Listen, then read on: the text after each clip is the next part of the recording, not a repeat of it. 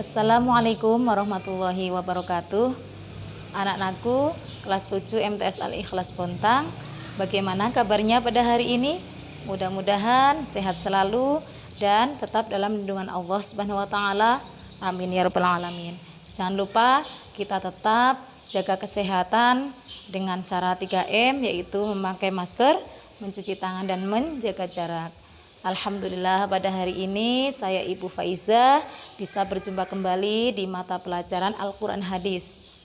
Pada hari ini kita masih mempelajari di bab 5. Nah, tujuan pembelajaran hari ini yaitu mengetahui isi kandungan Quran Surah Al-Baqarah ayat ke-153.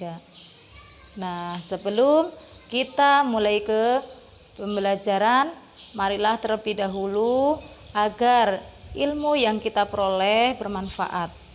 Marilah kita membaca doa sebelum belajar. Bismillahirrahmanirrahim. Rabbi zidni ilma warzuqni ilma. Amin ya rabbal alamin.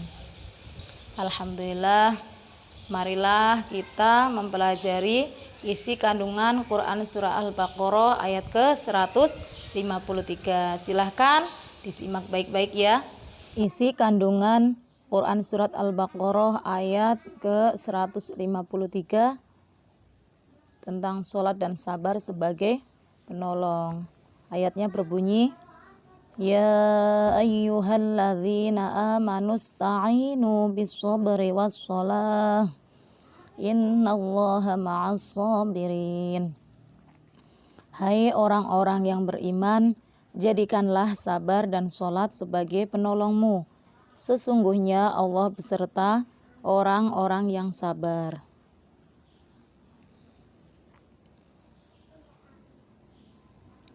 Allah Ta'ala menerangkan bahwa sebaik-baik sarana yang dapat membantu dalam menjalani berbagai musibah adalah kesabaran dan sholat. Sebagaimana firman Allah Subhanahu wa Ta'ala yang berbunyi, wasta'inu bis-sabri was-shalah wa innaha lakabiratun illa 'alal khashi'in.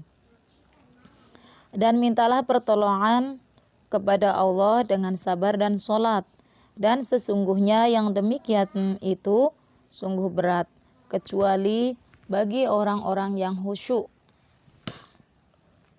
Ayat tersebut memerintahkan agar kita mintalah pertolongan dan menghadapi segala situasi yang berkaitan dengan masalah agama dan dunia kalian dengan kesabaran dan sholat yang dapat mendekatkan dan menghubungkan diri kalian dengan Allah. Maka Allah akan menolongmu dalam mengatasi setiap kesulitan yang menderamu. Sabar bisa dimaknai dengan menahan diri dalam menanggung sesuatu penderitaan, baik dalam menghadapi sesuatu yang tidak diinginkan maupun dalam bentuk kehilangan sesuatu yang disenangi. Ketika kehilangan sesuatu yang kita cintai, kita harus sabar. Pada akhir ayat tersebut Allah Subhanahu wa Ta'ala menyatakan bahwa sesungguhnya sholat itu benar-benar sulit dan berat, kecuali bagi orang-orang yang khusyuk atau tunduk dan patuh kepada Rabb mereka. Hal itu menunjukkan bahwa sholat yang bisa menjadi solusi atas berbagai kesulitan yang mendera manusia adalah sholat yang dilaksanakan dengan penuh kesungguhan, bukan sekedar mengucapkan lafaz dan gerakan sholat secara zahir, melainkan yang dilakukan dengan menghadirkan hati dalam melaksanakannya. Dari sahabat Hudzaifah radhiyallahu anhu, ia berkata, kanan Nabiyyu sallallahu alaihi wasallam idza hazanahu amrun shalla. Bila kedatangan masalah, Nabi sallallahu alaihi wasallam mengerjakan sholat. Nabi Muhammad ketika mendapat masalah apa saja, Nabi Muhammad langsung melaksanakan sholat. Nah, menurut Imam Al-Ghazali, sabar itu terdiri dari 3 macam. Yang pertama, sabar dalam melakukan ketaatan kepada Allah. Yang kedua, sabar dalam menjauhi larangan-larangan Allah. Dan yang ketiga, sabar dalam menerima musibah. Maksudnya sabar dalam menjalani ketaatan, yaitu kita harus sabar menjalankan sholat 5 waktu terus tiap hari, dikerjakan tanpa ada rasa mengeluh sedikit pun. Sesibuk apapun tetap mengerjakannya, separah apapun penyakit yang diderita, selama akal masih berfungsi, sholat tetap menjadi kewajiban. Ketika saat bulan puasa, kita juga harus sabar menahan segala ujian lapar dan dahaga di siang hari. Dalam hal ibadah, semua dilakukan dengan senang hati tanpa ada rasa capek yang menghampiri. Terus yang dimaksud sabar menjauhi larangan, yaitu sungguh di hati kita ada keinginan untuk melanggar larangan-larangan yang sudah digariskan agama. Hanya saja kita dituntut untuk bersabar pada semua itu, karena balasannya bagi mereka yang bersabar atas kemaksiatan adalah pahala. Yang dimaksud sabar menerima ujian, yaitu ujian dari Allah Subhanahu wa taala tetap harus disikapi dengan sabar. Hati harus qanaah atau menerima ujian tersebut. Yakinlah ujian yang diberikan pada makhluk sudah disesuaikan dengan kadar kemampuan yang dimiliki. Tidak mungkin Allah Subhanahu wa taala menguji hambanya melebihi batas keimanan yang dimiliki. Tiap-tiap hamba tingkat keimanannya tidak sama, sehingga tingkat ujiannya juga berbeda. Semakin tinggi keimanan yang dimiliki, maka semakin tinggi pula ujian yang diberikan.